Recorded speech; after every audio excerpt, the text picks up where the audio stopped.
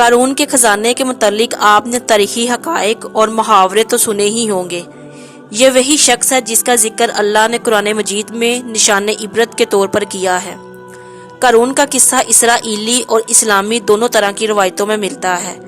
یہ بنی اسرائیل کا وہی امیر ترین شخص تھا جس کے خزانے کی کنجیاں 300 اونٹوں اور کھچروں پر لادی جاتی تھی، اور ہر کنجی چمڑے کی بنی ہوتی تھی جو ایک خزانے کی چابی تھی۔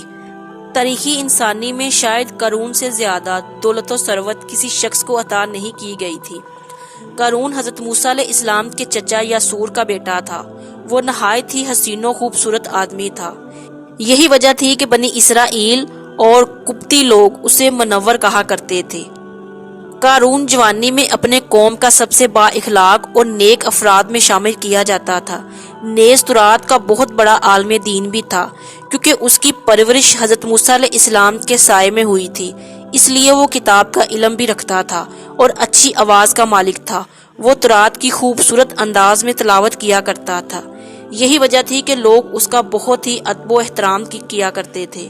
قارون ابتدا میں حضرت موسیٰ علیہ السلام پر ایمان لے آیا، اور جب بنی اسرائیلیوں کو قطبیوں کے غلامی سے نجات ملی تو وہ ان کے ساتھ مصر چھوڑ کر سرزمین موعود کی طرف ہجرت کر گیا۔ وہاں اس کے حالات ایک دم سے بدل گئے اور اس کے ہاتھ میں بے شمار دولت آئی۔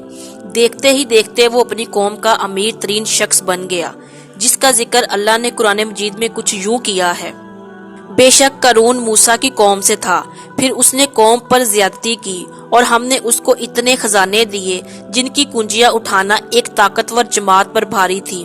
ایک جگہ فرمایا، جب اس سے اس کی قوم نے کہا اتراؤ نہیں، بے شک اللہ اترانے والوں کو پسند نہیں کرتا، اور جو مال تجھے اللہ نے دیا ہے اس کے ذریعے آخرت کا گھر طلب کر، اور دنیا سے اپنا حصہ نہ بھول، اور احسان کر جیسا اللہ نے تجھ پر احسان کیا، اور زمین پر فساد نہ کر، بے شک اللہ فسادیوں کو پسند نہیں کرتا۔ جب زکوٰۃ کا حکم نازل ہوا اور حضرت موسیٰ علیہ السلام نے اس سے عہد لیا تو اس نے یہ وعدہ کیا تھا کہ اپنے مال کا 1000واں حصہ زکوٰۃ نکالے گا۔ جب اس نے اپنے مال کا حساب لگایا تو ایک بہت بڑی رقم زکوٰۃ کی نکلی، لہٰذا اس کے دل میں لالچ پیدا ہو گئی اور وہ زکوٰۃ کا منکر ہو گیا۔ اس نے ایک گندی چال چلی۔ اس نے بنی اسرائیل میں سے ایک گروہ کو جو اس کے حمایتی تھے جمع کیا اور کہا، اے بنی اسرائیل، موسیٰ نے ہمیں بہت سارے امور کا حکم دیا جس پر تم لوگوں نے اس کی پیروی کی، اب وہ تم سے تمہارا مال بھی لینا چاہتا ہے۔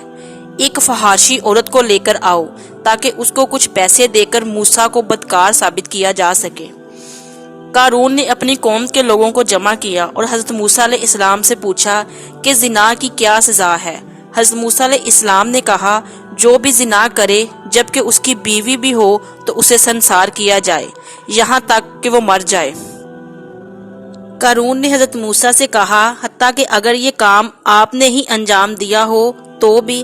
موسیٰ علیہ السلام نے کہا، ہاں، حتیٰ کہ اگر اس کام کو میں بھی انجام دوں تو بھی یہی حکم ہے۔ قارون نے کہا، بنی اسرائیل یہ گمان کرتے ہیں کہ آپ نے ایک فحاشی عورت سے زنا کیا ہے۔